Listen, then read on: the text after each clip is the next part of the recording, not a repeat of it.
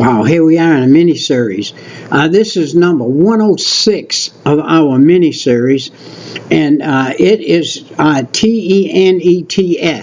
That is the dogma of a mindset that what I think and what I say is right in spite of the Bible or anybody else. Well, listen to the Humanist Manifesto of 1933, Volume 6, Number 3. Understanding ours, and this is called a humanistic as a religion. Number 1. Number 2. Number 3. The foundation of humanism is evolution. Number 4.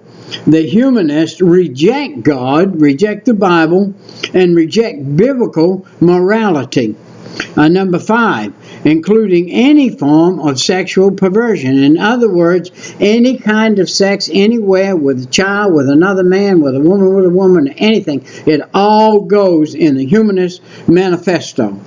In an attempt to minimize death. Now, they also promote getting rid of yourself. If you decide that you are worthless and you just can't live no longer, just go ahead and euthanize yourself. And number 7, open attack on the church and Christians. They are diabolically opposed to anything that has to do with the Bible or do with Christ or do with the fact that God created man. Number 8, they're opposed to the American free enterprise. Therefore, they're communists in a big sense of the word, those who follow that Humanist Manifesto. They believe in a one-world government, that the whole world ought to be ruled by one man and have a government that way, which is, number 10, socialistic communism. We had a country that thought that they ought to be that way, thought they ought to be the one that ruled the world, and tried to rule the world. Hitler had plans to take over the world and would have, had it not been for the free enterprise and the spiritual enterprise of the American people who actually got involved and pushed back Hitler back to Germany. And that was the way it went during those war days.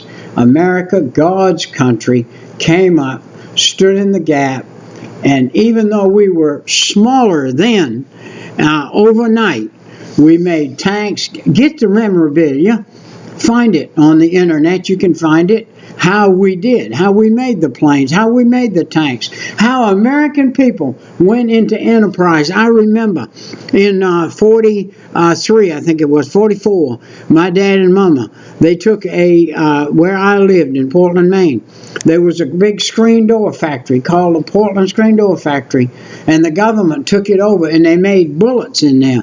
And the reason my daddy didn't go to war out there, and my mother, is they went in that bullet factory, and they made bullets during that period of time for them to go and fight this war that we had entered into.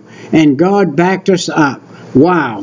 This is the God that we have in the United States of America. He still is the God of the world.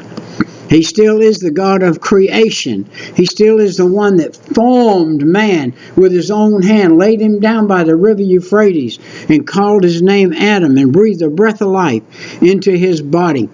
And that's where mankind came from. We did not come from apes. We did not come from monkeys. We did not evolve. We were made by the hands of God and at his throne and put on this earth. This earth was made for man to live on. He gave us air. God didn't need air. Air was for mankind. By the way, air is a phenomenon made by trees. Nobody can explain that. Even the best scientists of the world can't explain that. Well, our time has come and gone. We're going to discover this subject in another time in probably a 1-hour setting. So we will see you later. I'll try to bring it up to date when that time comes. Bye-bye.